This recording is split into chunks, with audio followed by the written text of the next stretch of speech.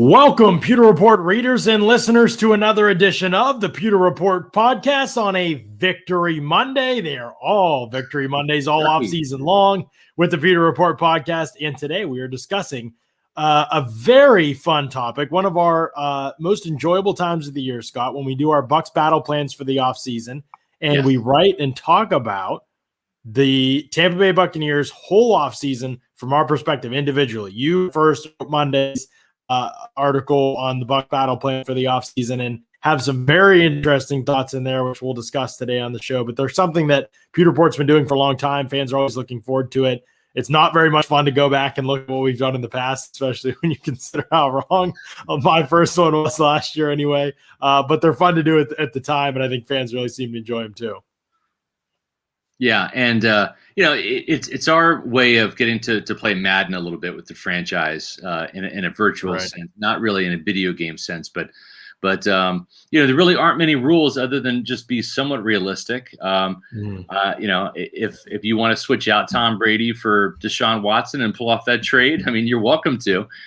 It's not necessarily what we think the Bucs will do, although what I try to do is I try to play Jason Light. I try to keep mine as realistic as possible, but there really aren't any rules. So some members of our staff take some more freedoms than others. I try to keep it as close to the best as possible and what I think the Bucs will do, but then also a couple of my suggestions, especially in the draft, of what they should do. So it's certainly a fun exercise. It's something we do right before free agency starts. And John, it's a great way to kick off this week on PewterReport.com. We're going to have 5 Pewter Report podcasts this week.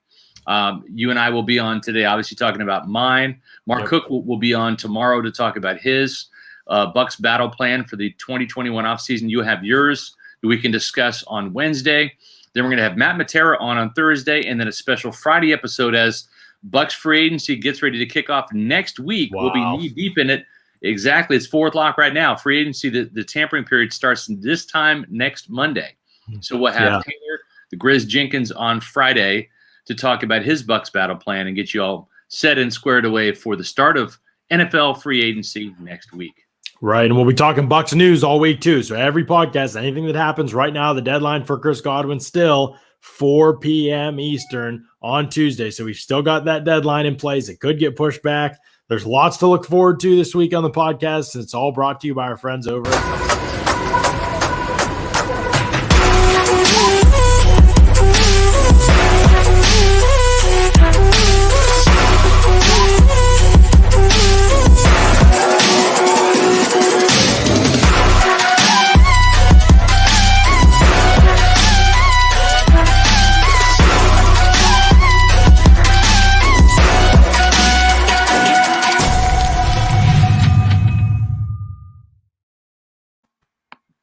John, I'm sitting here shaking an empty can of orange. You know what that means? I've already had my Celsius for the day. So you're ready for the show is what you're saying. I'm ready for the show. Absolutely. This is exciting times here on the Pewter Report podcast as free agency kicks off next week, as we talked about.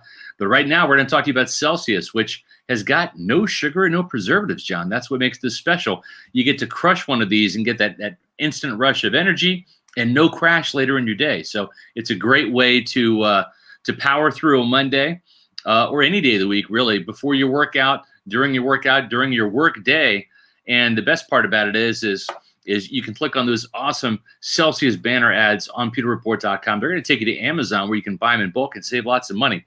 If you don't know where the closest Celsius location is around you that sells them by the can, convenience stores, grocery stores, etc., you can go to Celsius.com, click on the store locator, type in your address, and find the location nearest you.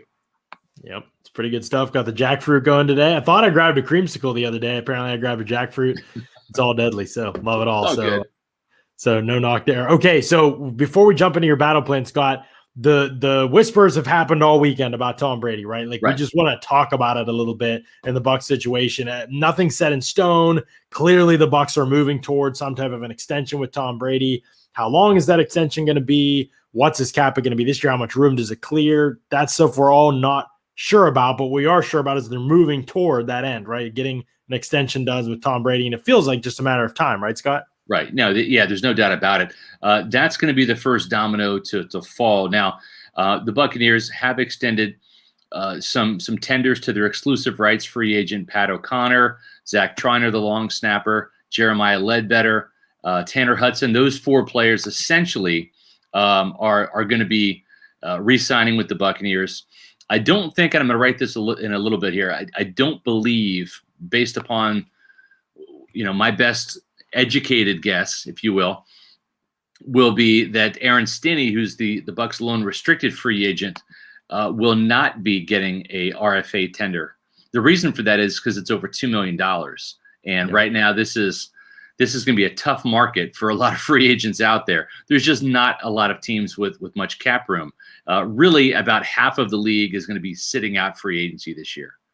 That's just a fact. It's a bad time unless you're one of the upper echelon guys that teams will froth over to be a free agent. It's an awful year. The salary cap, John, this is important. Let me explain this real quick. The salary cap, it's not just going from 198 million down to either 180 or 185 million, which would be a decrease of, say, between 13 to 18 million, right?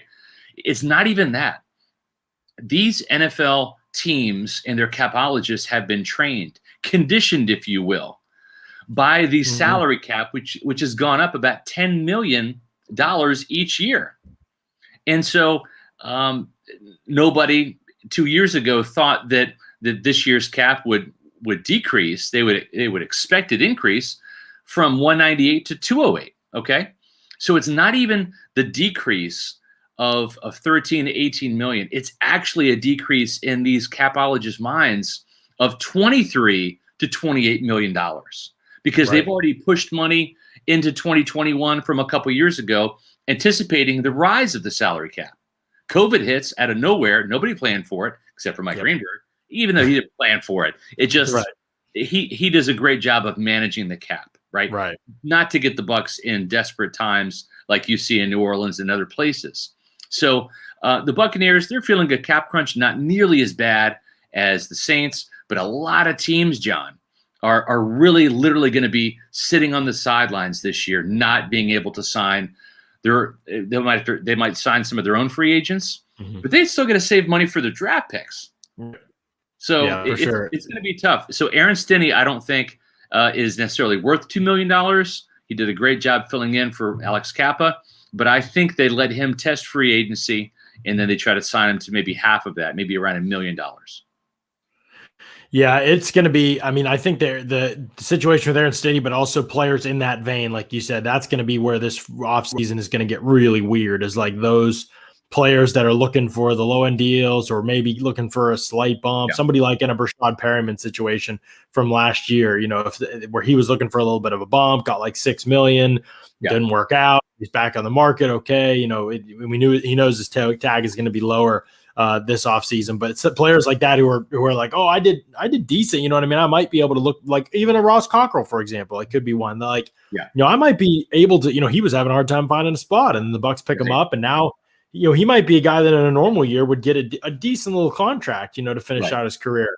Not sure it's going to happen this offseason. So the OBJ rumors, I feel like I already put him to bed on the show, but it's just not happening. It wasn't even Bleacher Report blew it up into something that it wasn't. Schefter just said Tom Brady might want OBJ, but it's not going to happen, basically. And they took the might want OBJ, took the might out, said wants OBJ, and then made a headline out of it. And that's what you do in the offseason when you're one of those news places, one of those big names. But he was saying hypothetically that could be true that Brady wants OBJ, not reporting Brady wants OBJ. Bucs need to go get him. Like, no, OBJ is not coming to Tampa Bay. Brady didn't want him compared to the other guys they have. So it's a ridiculous report. Scott Federico is in Cancun, and he came out of the pool from Cancun to listen to the podcast. That's cool. Clutch move by Scott. It's clutch move. All right, let's get to this Bucs battle plan, Scott. We've some things fascinated me about the battle plan, but before we even get there, let me just ask you, you're approaching this, like you said, like Jason Light. What was your philosophy coming in? Jason Light may say, oh, this is what I want from this offseason. This is what I consider a victory. What's your consider a victory going into the offseason? It's re-signing most of the players that got you to that Super Bowl. I mean, the objective each year is to build a Super Bowl caliber roster. The Bucs actually did that last year. So why not try to keep most of this team intact? Now, I wasn't able to bring everybody back, nor did I want to bring everybody back. So here's what I did in terms of the free agent moves. Okay. So I went ahead and I re-signed Shaq Barrett, Levante David, and Dominic Sue, Rob Gronkowski, Ryan Suckup, Blaine Gabbert, a couple of other of the free agents. Those are the main guys. I also franchised Chris Godwin. We talked about that last week, John. It's important to note that when it comes to Chris Godwin, they actually save money if his market value really is $19 to $20 million, and that franchise tag amount is around $16 million. Well, 20 minus 16 is $4 million, so they actually save $4 million by doing it that way. If they were to use the franchise tag on Shaq Barrett, that tag number is going to be over 18 million. That's about what his market value is. It's around 18, 19, 20 million. They're not going to save as much. So it just, from a pure cap savings perspective, it makes sense to do it with Godwin. And then I went ahead and paid Shaq an average of 18 million. I paid Levante an average of 16 million. Only 2 years are guaranteed. I think Levante does deserve a bit of a bump. That's a big bump, though. 16 million. I think that would be surprising, but it would be great for him. Listen, this is my battle plan. There's a little bit of emotion here, John. You love him. I've been with Levante on this ride since he came aboard during the Schiano Dominic era. So why not give him a little bit of a bump? Because I think he's been undervalued, underappreciated, underpaid, really. And you look at a guy like Bobby Wagner, who I think he's in the same caliber of. Yeah. You know, Wagner's had an average of $18 million, over his run since his last deal, and he's the highest paid linebacker. So I put him as the third highest paid linebacker. Again, I think the Buccaneers probably come under that. I'm not saying this is what the Buccaneers would do. This is what I would do. I added a couple of new free agents. James White, the running back. I think that goes without saying. There should be some interest there from the Buccaneers.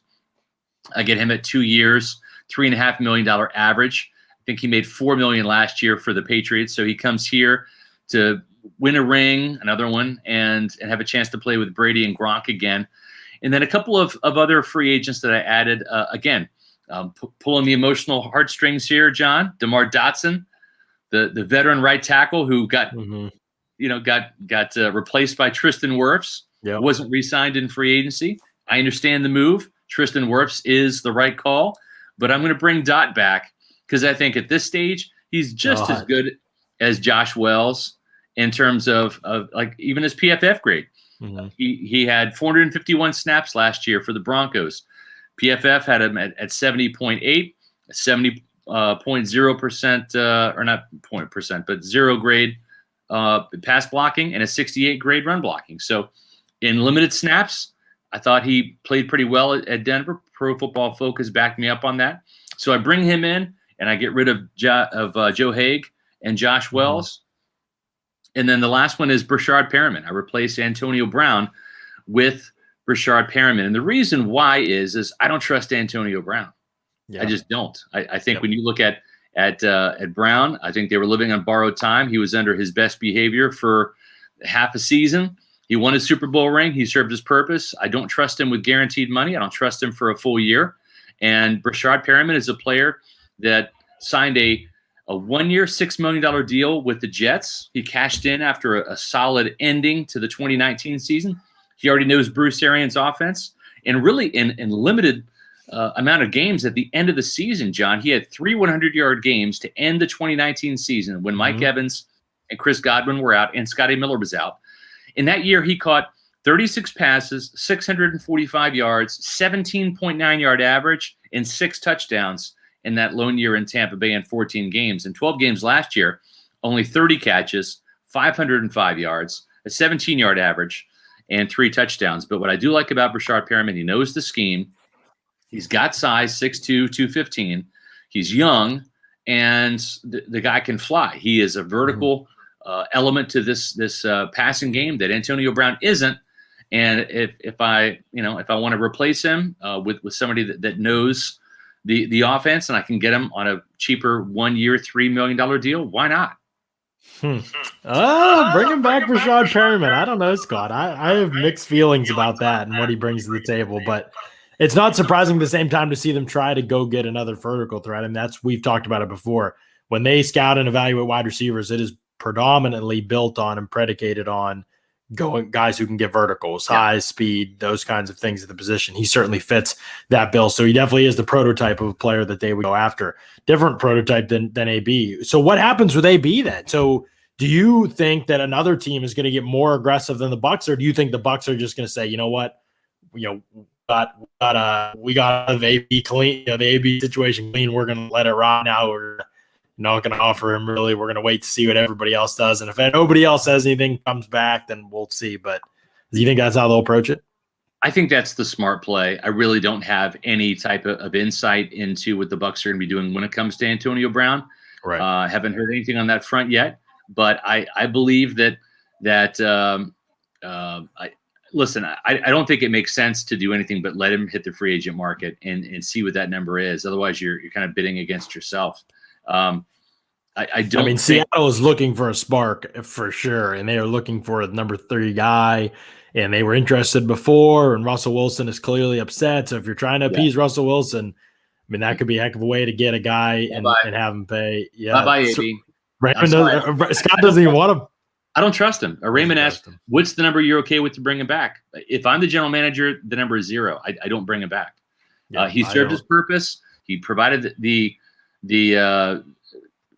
insurance policy, if you will. I just don't. I don't bring him back. It's just the past, the history. We know some things, John, that we're not going to share right now, but don't trust him.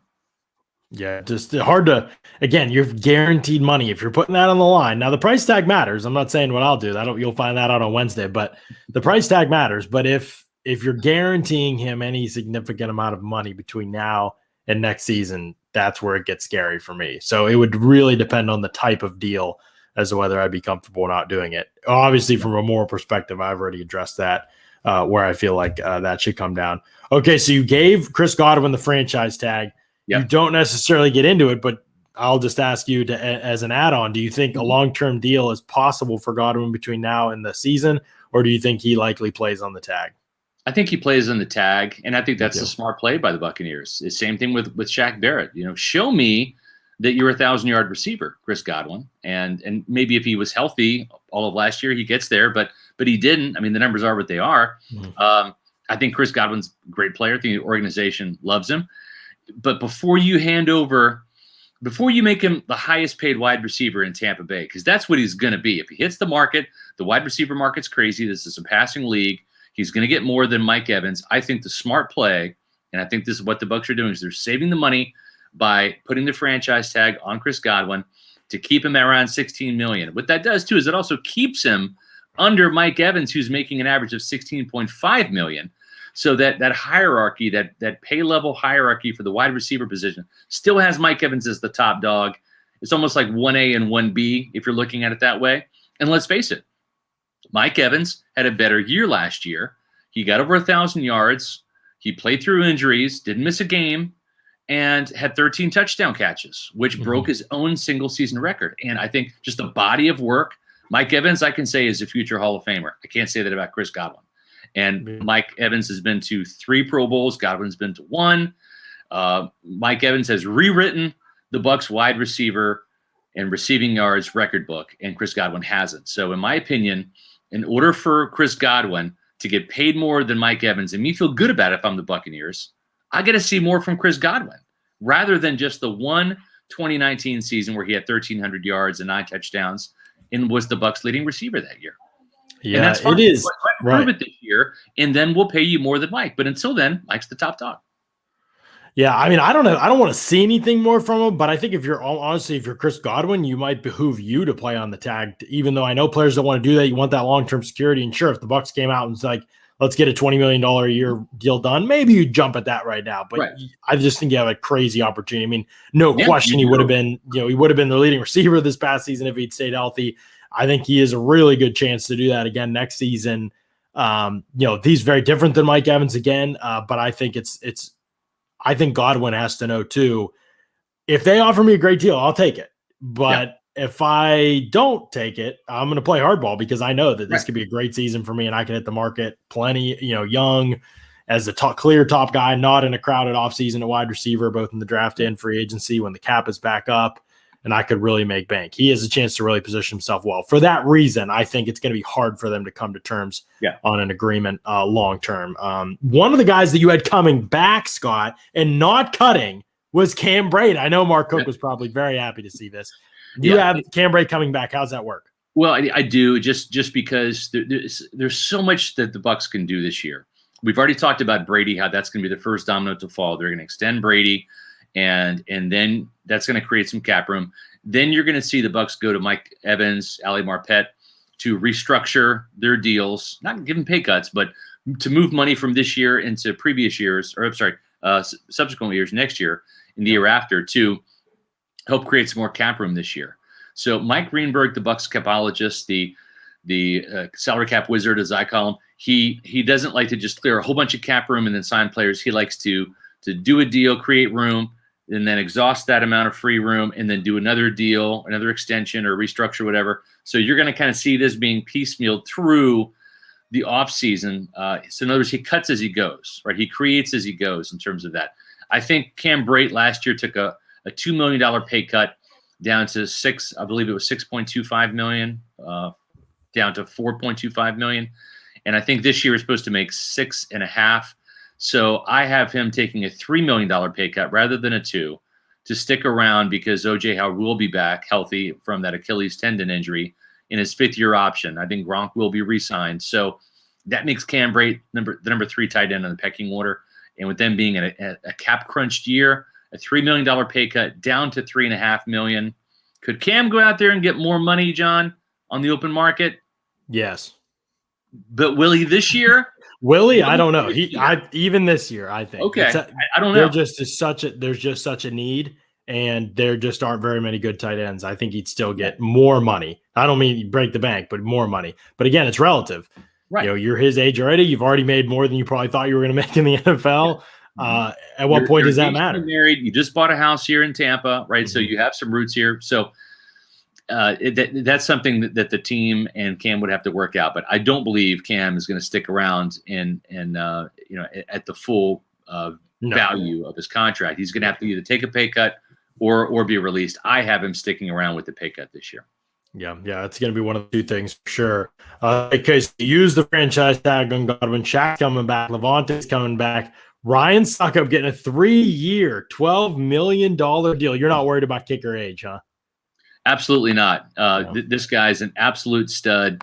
I've seen enough bad kicking in Tampa Bay to last me a lifetime. This is year 26 for me covering the Buccaneers. And this last decade before Ryan Succop got here has just been abysmal. I mean, Jason Light, I feel for the guy. He's drafted 2 kickers. He's traded for a kicker. He's signed 2 big name free agent guys in Nick Folk and Chandler Catanzaro, then had to cut them, and then found 2 guys as replacements in season, and Cairo Santos and Pat Murray. So he has looked under every stone trying to find a guy. He finally did in Succop. Keep him around. I think kickers, even into their 30s, we've seen some kickers kick close to 40 years old. I think that he's worth $4 million a year, and I think he's worth a multi-year extension. Now you have Rob Gronkowski and Ndamukong Suh coming back. Gronk on a 2-year deal, which I think is likely, actually, the more I think about it, especially with Brady seeming like a contract extension is imminent. I bet Gronk will try to make a 2-year deal happen as well. Yeah. And Ndamukong Suh, a 1-year, $8 million deal. So $8 million a year rate for both of them. Wasn't Suh at 8 this past season? So you don't have his hit going down at all. You think he's back at 8? I think he's back at 8. I think he deserves 8. I think he played better this past year than he did the year before. And again, I think there's going to be enough cap room to go around. I think Mike Greenberg's going to need a vacation after next week. There's no question there. But there is enough room. And John, you had on the cap experts talking about how the Buccaneers can just shove room or shove salaries really to create room into 2022 and 2023, where the Buccaneers, I think they have 7 players under contract in 2023 and maybe like 16 in 2022. So they just don't have a lot of cap room obligations. And the cap will continue to rise. You will get a new TV deal. Nobody knows what that cap number is going to be in 2022, but it's not going to be 180 or 185 million. It's going to go back up. Is it going to be at 198 again? Is it going to be north of 200? We'll have to see. But there's enough cap room to go around and enough people willing to do some extensions. I think maybe after you get to Brady and Marpet and Evans, if you still need some cap room, you look at tacking another year onto Ryan Jensen's deal. Or you look at doing the same for Donovan Smith. Donovan might not want to do that. He might want to hit free agency and really cash in. But maybe Ryan Jensen at age 30 is a player you tack on another year or two. And you go ahead and then take that $10 million that he's set to earn this year, knock it down to $6 million. It's guaranteed. So he's not going to be losing out on that. But you guarantee a portion of those extended years. So he's not missing out on any money. He's not taking a pay cut. But his salary cap's lower this year. So, what can $4 million do? What can get you Ryan Suckup back, which is the best kicker, in franchise history in terms of a single season. So that's the importance of making all these dollars count. Some depth moves. You have Blaine Gabbert coming back for 1 year, $2 million, and which would be a bump for him, I think. And then Ross Cockrell on a 1 year, $1.1 million deal. And Raheem Nunez-Rocha's back as well. Anthony Auclair, Andrew Adams, Kevin Minter, some of those guys all coming back. What makes you, I guess if you're the Bucs and you're looking at those guys as just depth purposes, let's try and keep continuity there as much as possible? Yeah, that's really what it is. It's not that I love Ryan Griffin or love Blaine Gabbert, but the thing is what you have continuity. Those two guys know the playbook. They've been here for the last 2 years. So when Brady is resting that knee and he takes the entire OTAs and minicamps off, you're going to have no continuity issues. You already have two quarterbacks that know the system, that have relationships and chemistry with these wide receivers, running backs, with the offensive line, with the tight ends. They can throw the ball. So your offense is not going to miss a beat. And I think that's important if you're looking to repeat. We know Brady's already mastered this offense. I mean, he's got 40 touchdowns through the air and 3 on the ground. That's 43 touchdowns at age 43 in his first year without any offseason. So, John, it just makes sense that if you're going to ramp up for another run at the Super Bowl, why not try to get better in the offseason with guys that know the system? So I'm not saying I've necessarily bought into Blaine Gabbert, the quarterback of the future, although I can see some of the logic there. I'd love to see him compete for the job rather than anoint him as the heir apparent to Tom Brady. I don't want to see that even. I don't even want to see that stuff. but you understand my reason. Back as a backup there for sure. Yeah, it's really for the offseason and for knowing this offense. Right. No, I completely agree with that. I want him back as a backup. No problem there. In my mind, if Brady's hurt, I don't know what this team does anyway. So, I think that they're going to have to find other ways to win regardless. So I don't know that they could have, not many teams have a plan B at quarterback that they're like, oh yeah, we can win all these games for that. So Leonard Fournette's not back. What about Lombardi Lenny, Scott? Lombardi Lenny doesn't return to the Bucs. What's the thought process there? Well, we've talked about this one, I guess. But. Yeah, I didn't really want to have fantasy football where everybody comes back, right? So I did let AB go, and I let a couple players go. Ryan Smith, longtime Buccaneer special teams ace, Joe Haig, Josh Wells, guys that were making a couple $1 million a year. Let them go, and I'm going to supplement those spots through the draft.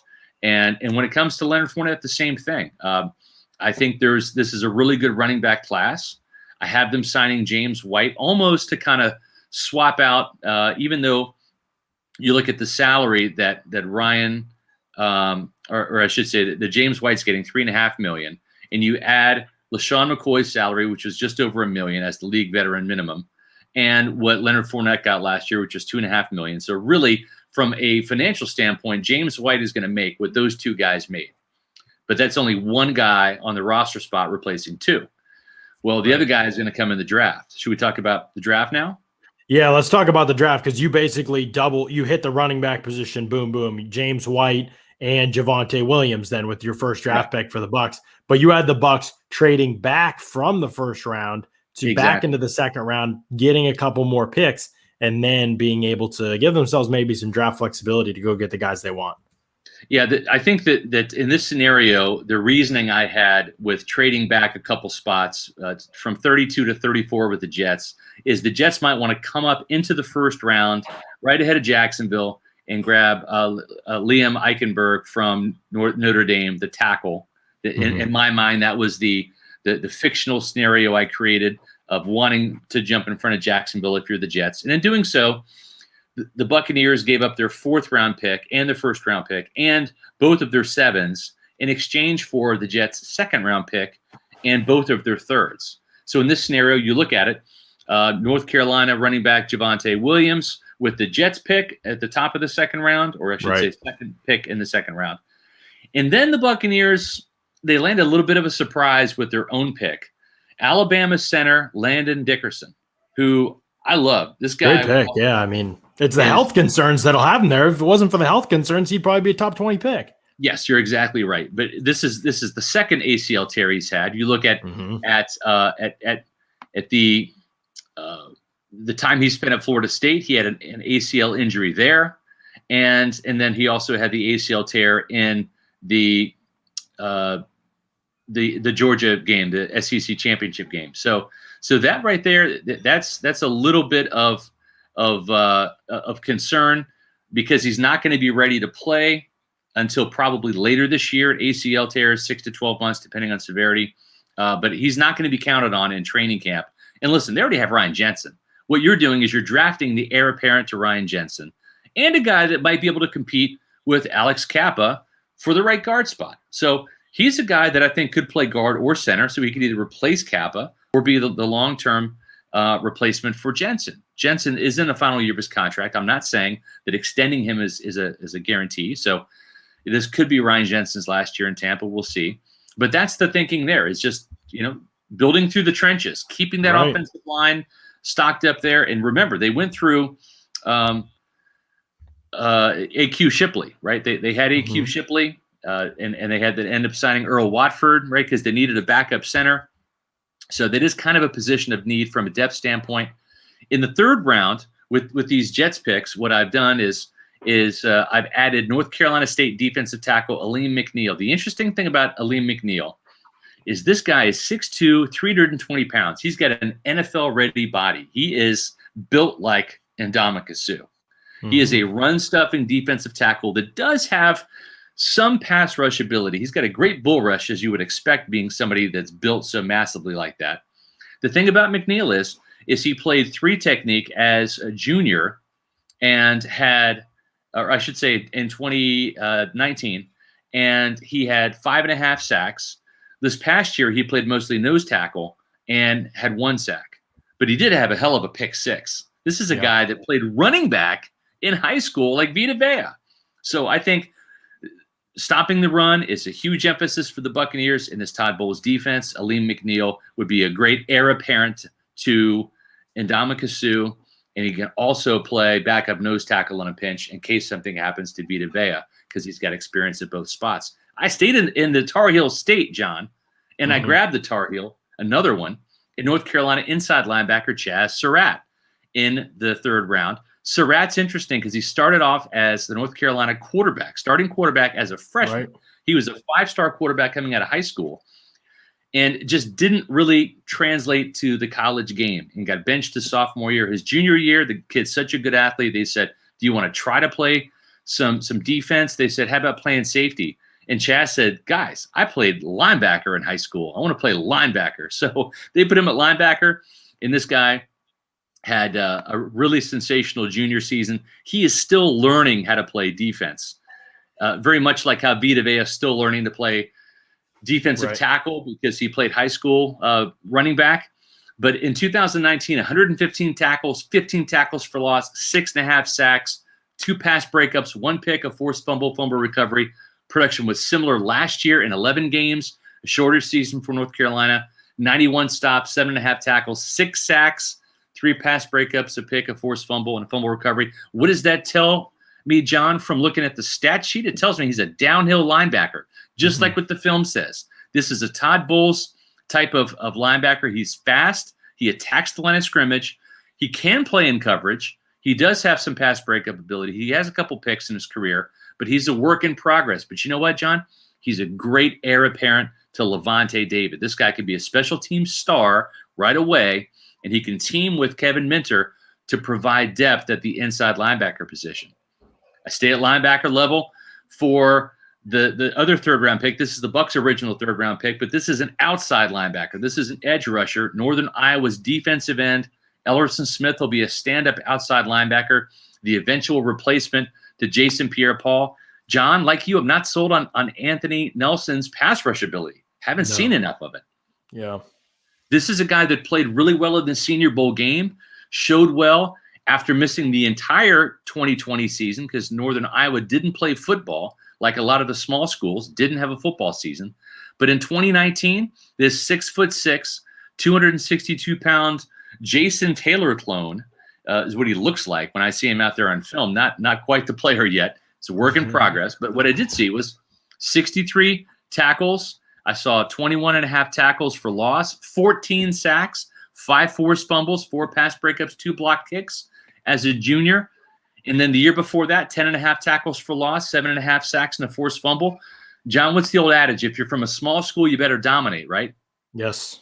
That's what this guy did. He dominated at that level, got invited to the Senior Bowl, missed all of last year, but showed enough at the Senior Bowl. Was very active. So I think this guy is a pretty solid prospect to put in the hopper and develop behind Shaq Barrett and Jason Pierre-Paul.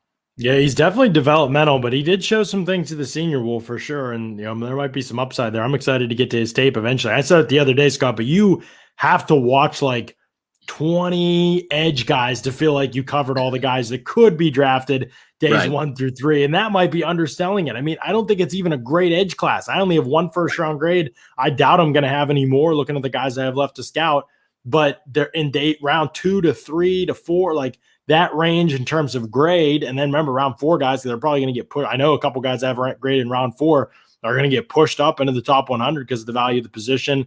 I'm lower on them than most, and so I know they're going to go higher. I mean, it wouldn't be surprising to me if there's like 15 edge rushers drafted in that range, and it could be even more than that. Yeah, for sure.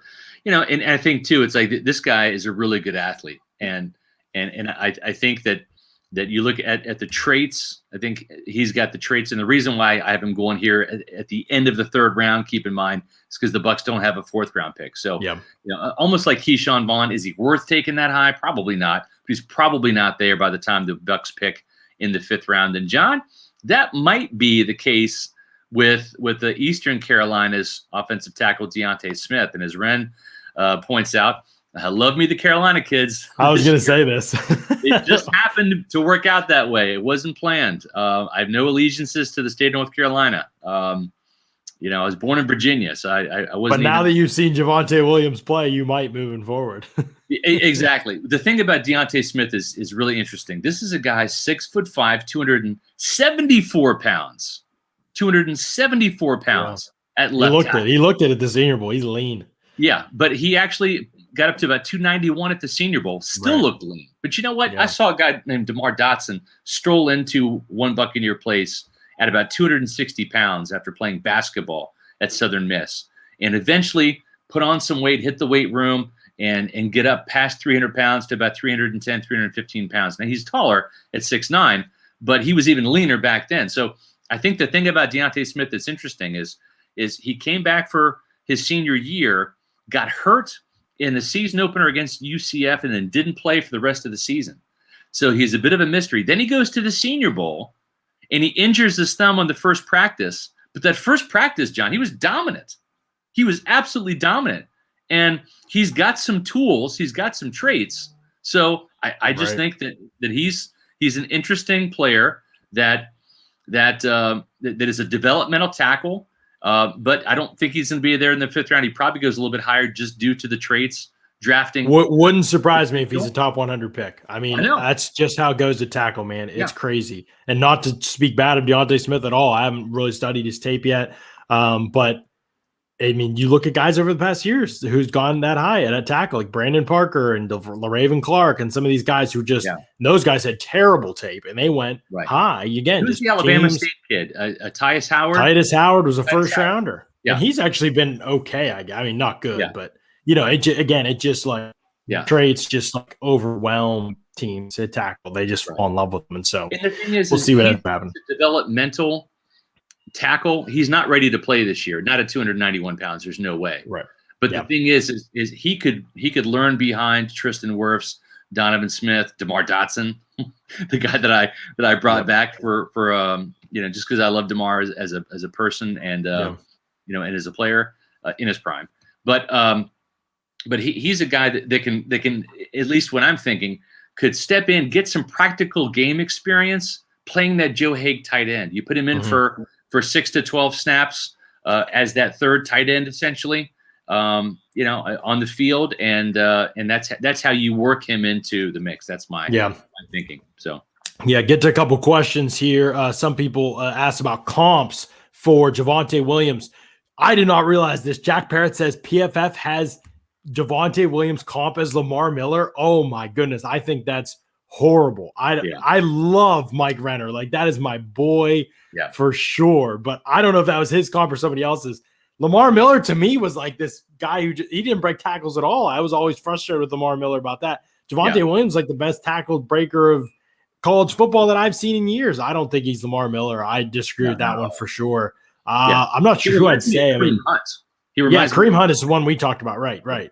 I like the Kareem Hunt thing. Kareem Hunt was a better pass catcher coming out. I mean, Javante's good at that too, so I don't know whether there'll be some difference in terms of that. Again, I've been on the record as saying Kareem Hunt might be the better back in Cleveland out of the two, and I think Nick Chubb's a beast, but I mean, Kareem Hunt is that good. It's just the off the field stuff has kind of derailed his career. And then he re-signs with he's about to get out of re-signs for dirt cheap with the Browns for a couple more years rather than hitting the market and being highly paid, I think. But I think Javonte Williams Kareem Hunt's a good one for him. Might be Bill Byers says might be the best running back in this draft next to Najee Harris. Don't forget about my guy Travis Etienne, man. That's a special type of athlete at the running back position for sure. Jack wants to know, why is Braden Christensen falling as a prospect? Fantastic tape, just lack of competition. We did say we would talk some O-line today on the show for sure. Braden Christensen, I don't know if he's falling. I don't know that he's falling as a prospect. I wasn't aware his stock was higher than day 2 anyway, but I know Brandon Thorne really likes Brady Christensen, so I'm looking forward to checking out his tape some for sure. I haven't seen enough to really be able to comment on him just yet. Long Lost Glazer wants to know about Jalen Mayfield, who's built like Tristan Wirfs and fond of the Big Ten O-line, and no reason to be. My heart just wants what it wants. No, I think Jalen Mayfield is interesting, but he's very developmental. Brandon and I actually both have watched him a little bit, and whenever we watch, Brandon's texting me like, dude, I don't get the hype. And one of the guys he didn't get the hype was about Mayfield. And so I put it in, and Brandon and I will disagree not this year so much. We've been on the same page about this, but in past drafts, we always talk O-line, and we've been on some different planes before with certain prospects.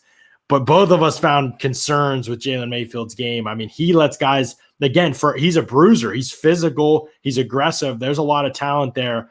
I reminded me, honestly, of Jack Conklin when he was coming out, where the Titans gave him a ton of help in pass protection early on. His PFF grades and everything I looked fine, but he was in a very, like, his role was like run blocker in their specific scheme, and that was kind of it for Jack Conklin. He got a lot of help in pass protection. I think he was one of the most helped tackles in the league. That's really the path with Mayfield to me, because right now in pass protection, there's too much inconsistency. Guys can get on his outside edge. I've seen guys run through his inside shoulder. He's missed timing with his hands a good bit. So he's raw, but he's very talented. There's obviously a lot of potential there.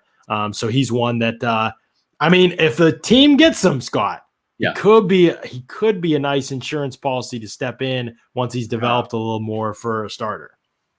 Well, John, you're talking about insurance policies, and anytime I hear the term insurance, I always think about our good friends at Briar Greaves. And you can go to the website, John, briargreavesinsurance.com, and you're going to find out that whether it's commercial property, homeowners insurance, whether it's life insurance, whether it's auto insurance or boat insurance, there's only one place to turn. That's briargreavesinsurance.com. Check them out on the website. They've got a great looking website. It looks fantastic. It looks like it's one of the big national insurance companies. It's that good. But the best thing about it is you're going to get the down home personal attention. There have been times, John, where I have emailed Sam or Briar, and they literally have gotten back to me within minutes. And that just doesn't happen when you call those 1-800 numbers and get put on hold.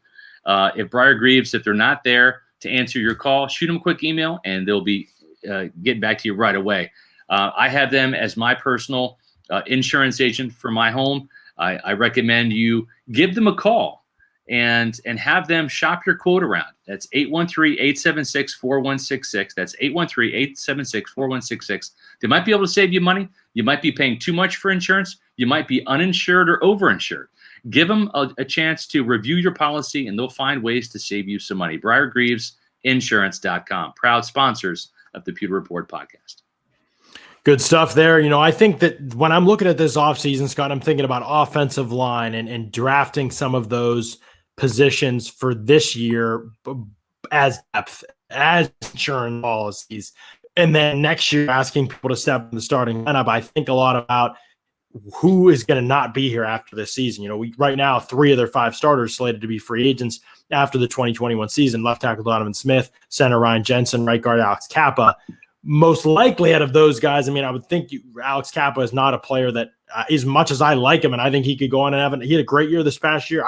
He was really good this past year, really good. But again, you can only sign so many offensive linemen. Eventually, you have to let somebody go and fill that spot again. To me, given his age and that he'll hit the market, hopefully after another good year, pass protection for Brady usually goes that way. It looks pretty good, at least, and it was good for him. Playing next to Tristan Wirfs and Ryan Jensen. I bet he hits the market, and I bet he's a coveted guard, and I bet he goes and makes a lot of money, and good for him because that guy works his tail off. But I'm thinking that's the spot where I really feel like if you're the Bucs, you might have to replace. Donovan Smith's another one because, again, highly paid. You can't pay all those guys, and it might be Alex Kappa, Donovan Smith, and Carlton Davis up to be paid in the same offseason. Bucs would like to sign them, but how that works. And we talked about what's the cap going to be next season, what's it going to go up to in 2023, where do teams feel like the things are at that point. There'll be a lot to determine, but I would just guess Kappa is one that they're not going to try and spend the money on at that point in time. So then I start thinking about interior O-line options, right? And could guard be a possibility for this team? And where are kind of some of the most talented players in the class at that position at the end of the first round, at the end of the second round, and even into the third round? I love Quinn Miners. I've talked about him a lot. Wisconsin Whitewater dude. I think that's a mid-round pick that has the Bucs written all over it. The question is, will somebody get extra twitch? Remember, this is a D3 guy who we've just seen play at the Senior Bowl. That's it since 2019. So again, his 2019 tape might be great, but we're talking about a D3 guy that didn't play in 2020. There's a lot of unknowns here. Yeah. So I think that there's room for wondering where he'll get drafted. When you look at Miners, you have to remember, it's like he's a Wisconsin Whitewater center. They actually signed a Wisconsin Whitewater center 2 years ago. I forget his name, but they had him in camp. So that's a school that's obviously on the Bucs' radar. Then you factor in the fact that they've drafted from the Senior Bowl Ali Marpet from Hobart College and Alex Kappa from Humboldt State. So Jason Light likes those small school guys that have toughness, that play with the chip on their shoulder, and that's exactly who Quinn Miners is. And the interesting thing, when you go to his Twitter page, John, we've scouted it before, and we've seen Ali Marpet videos, some clips from Ali Marpet that he's retweeted, as well as Ryan Jensen. So this is a player that already has the Buccaneers on his radar. That's even before the Super Bowl. Yeah, it feels like a match made in heaven. Sometimes those things are too good to be true. We'll see. My Wednesday Bucs battle plan might address the issue. A little sneak peek. Oh, okay. David Moore from Grambling State is another guy that we've thrown out there at a great Senior Bowl. We had him in physical, aggressive. Yeah, we can play center and guard. So again, that kind of versatility, I think it's going to be very valuable to them, because the Bucs are a team right now with very little depth in terms of knowing. And you're saying what you're saying about Aaron Stinney not getting tendered. I don't know whether if they do go ahead and not tender him, as you said, then I think it's like, man, who are the options? Where are the depth options? Yeah. Well, for this team? And so he won't be back. It just means they don't want to pay him the $2 million. And that $2 million, John, that's for the minimum RFA. Right. That's not for the, for the third round compensation RFA tender. That's just, if you want to tender him an offer, that's it. I think they let him hit free agency, then they re-sign him back for probably half of that, and maybe on a 1 year deal. If you're Aaron Stinney, you want the 1 year deal so you can maybe get some playing time. Maybe you go in there and compete with Alex Kappa, and may the best man win, and then you're a free agent at the same time Kappa is, and maybe you get to cash in if you're Aaron Stinney and have a good year. Yeah, very much a possibility. It's going to be fascinating to see how the Bucs handle, this is going to sound weird, but how they handle the interior defensive line position this offseason is going to go a long way toward determining whether they can get some of these offensive linemen other than the small school guys. The small school guys, we can say they'll probably be there around 3 or 4. They tend to, be in that range of the board. But where's a guy like Wyatt Davis going to come off the board from Ohio State, or Landon Dickerson? Even you have him going end of the second round to the Bucs in your mock. I mean, that's a possibility. It's also a possibility he gets drafted into the first round. Without insight into medicals, that's where a lot of the concern is with him. He's had a lot of injuries. Again, the Bucs have been burned by guys, not necessarily that had a lot of injuries in college, but guys losing careers like Kendall Beckwith and Justin Evans. John? That hurts. And so that could be something that they look to explore with Dickerson's situation. But it's going to go back to the defensive line. I mean, if they can't address the defensive line at all, or they feel like they're going to the draft with holes there, you almost have to use one of your earlier picks or your 2 earlier picks to address it, Scott, because there isn't a lot of depth line. What's the over-under on Mark Cook taking Marvin Wilson from Florida State in the second round in tomorrow's Bucs battle plan? He's going to be there in the 4th in real life, I think. Safe to say it. Well, you can pretty much bet that Mark will find a way to put a Seminole in his own mock draft. Terry Tamorian or whatever his name is, the wide receiver. He's one that honestly could be. I was thinking about that myself. Tamorian Terry from Florida State. I mean, he's what the Bucs look for in terms of prototype at wide receiver, certainly in the latest. Notice I didn't have any Kansas State Wildcats in my Bucs mock draft, so I only and promote my Wildcats when they're deserving. And Wyatt is not, he's not worth drafting. I don't think he had a really bad Senior Bowl. So he's the 28-inch arms or something like that. I think, right? He's a man without a position. So. Raptor arms guy. Yeah, it's a special teams position. That's kind of what we're looking at there. But there are some good offensive linemen. I do think that long lost Glazer asked about Josh Ball. It really feels like Josh Ball is kind of one of those guys that the on-field isn't good enough to offset the off-field concerns.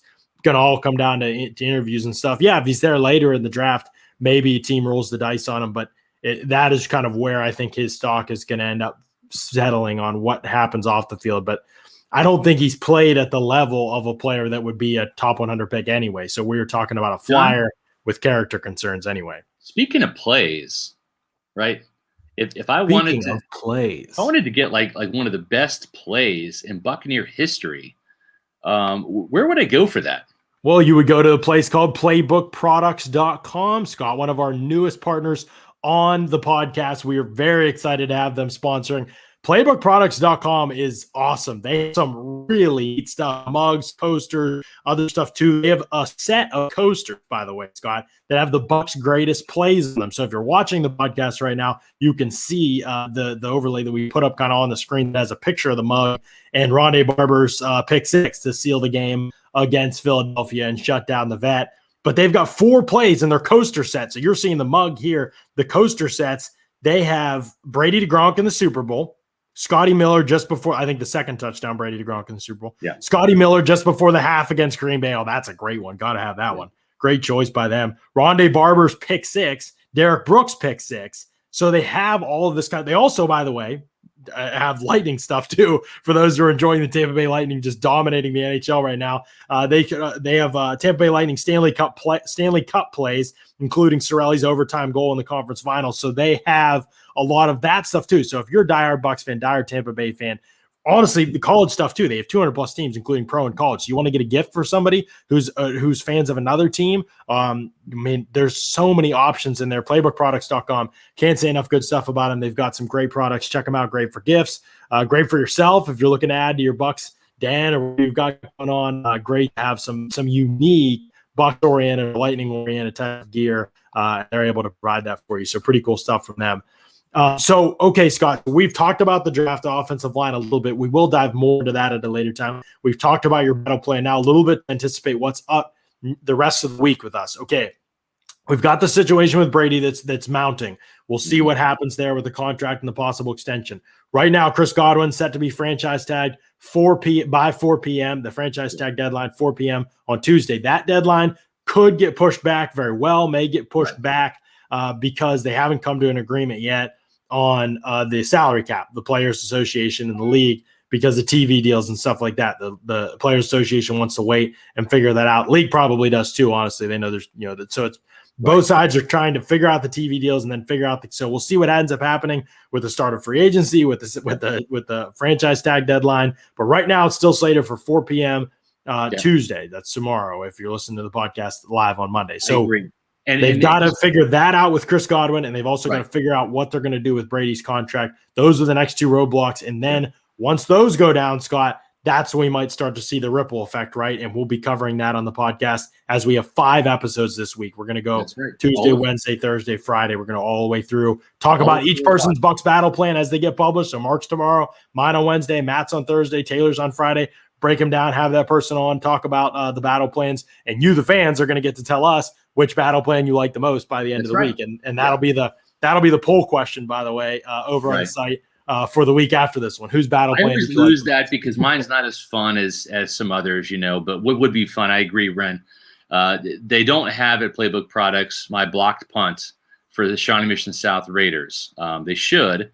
In case you don't know, I blocked a punt right here with this finger. This is where it's all messed up. Caught it right at the tip, and it was one of my 2 awesome plays in high school. I also got a sack. I got a sack and a block punt. That's pretty much that's pretty much the highlights of my storied high school career at Shawnee Mission South in Overland Park, Kansas. But yes, I would like to see that block punt on a Playbook Products. You have to send me the contact information there, John. See if I can get a special order made.